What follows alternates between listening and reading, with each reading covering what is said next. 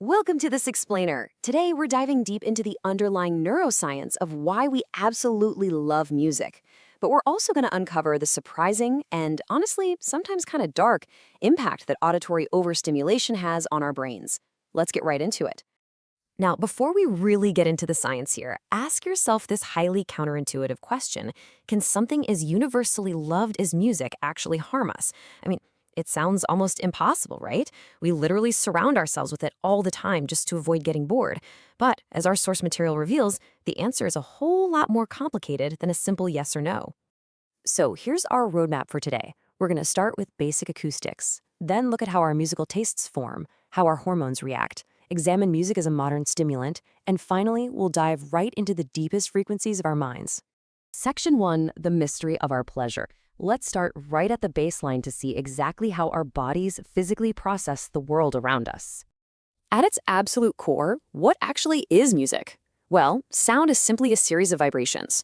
Those vibrations hit our ears, get converted into electrical signals, and then our brain translates them into a familiar form. But here's what's really wild. Despite just being a bunch of random vibrations, music fundamentally engages the exact same pleasure centers in our brain as food or even illicit substances. That is pretty mind-blowing. And this right here perfectly illustrates the reward loop that makes music so incredibly addictive. First, your brain analyzes the incoming sound pattern.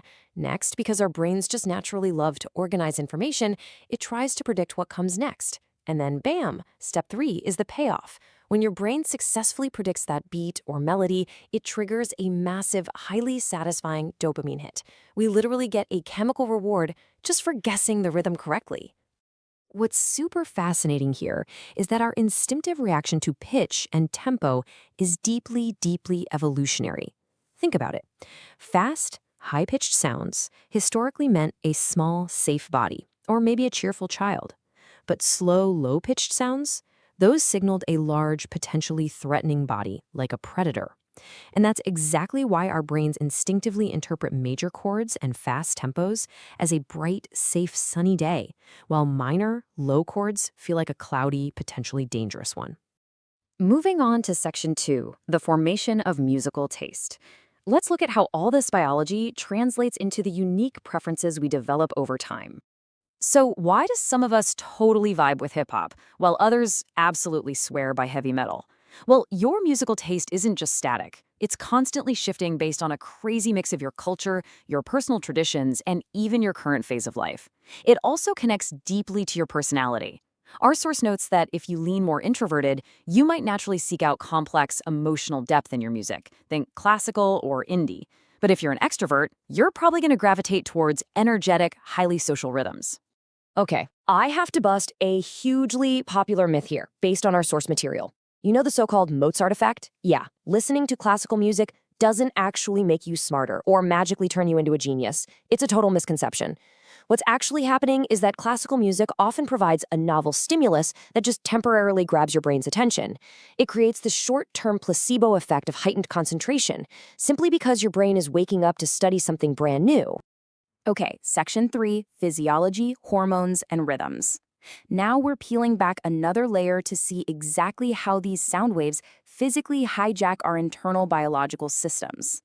This is where things get incredibly visceral. The human body actually responds to audiovisual stimuli by literally synchronizing your heartbeat with the rhythm of the music. Seriously, imagine your heart physically syncing up to the heavy bass line of your favorite track. Your entire physical and hormonal state is quite literally being driven by the BPM of whatever song you're listening to. And as it turns out, those hormonal effects are very real. Calm music physically lowers your stress hormone, cortisol, which is absolutely great for recovery.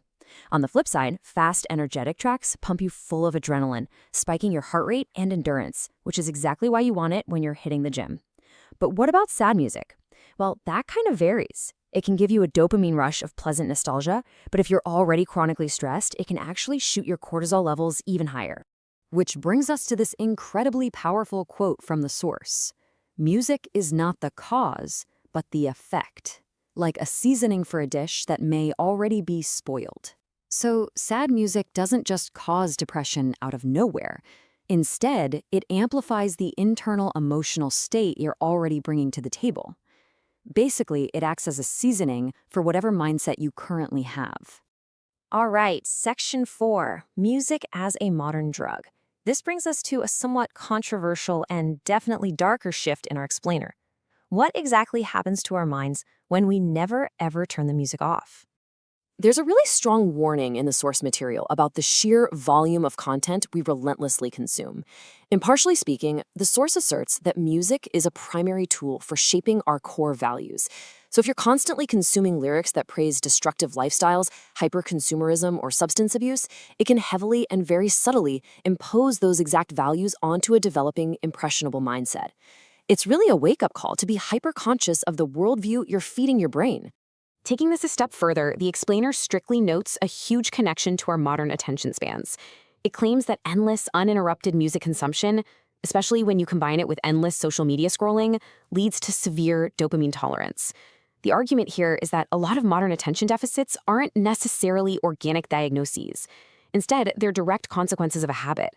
We are literally overloading our pleasure systems with so much constant overlapping stimulation that we just can't focus on a single quiet task anymore. Just think about the life cycle of your favorite new song for a second. On that very first listen, boom, you get a massive high dopamine spike.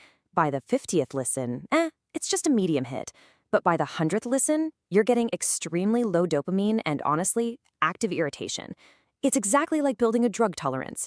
Playing your favorite track over and over absolutely exhausts your dopamine receptors, turning what used to be sheer enjoyment into total irritability. You literally become a hostage to your headphones.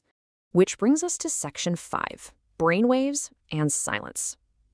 This is the final, deepest layer of our neuroscience journey together.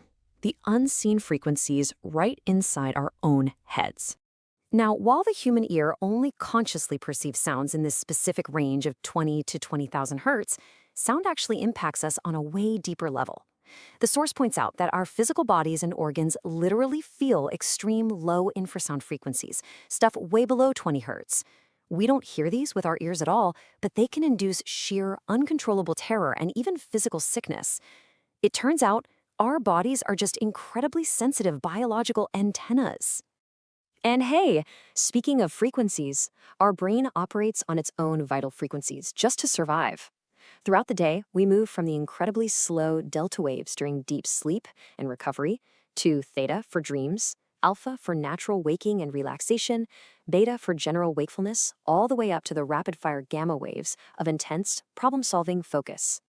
So the absolutely crucial takeaway here is this. If you reach for your phone, check your notifications, and blast music the exact second you wake up, you are violently ripping your brain right out of its natural alpha relaxation phase. You're forcing it to skip a totally vital biological step. And our source notes that this unnatural, abrupt gear shift is actually a leading cause of severe daytime irritability, anxiety, and fatigue. Crazy, right?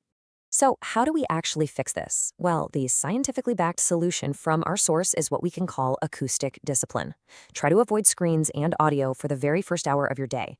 Just embrace the morning silence and let your brain naturally shift gears through those crucial alpha waves. And later, when you actually need to sit down and work, use white or pink noise strategically, just to mask severe acoustic irritants for deep focus, rather than endlessly flooding your brain with pop songs all day long. Which leaves us with a pretty powerful final thought. Take a hard look at your daily habits today and ask yourself, are you going to continue to let constant noise control your brain and exhaust your dopamine? Or will you use silence and intention to become the true composer of your life? Ultimately, the choice of what frequencies you let into your mind is entirely up to you.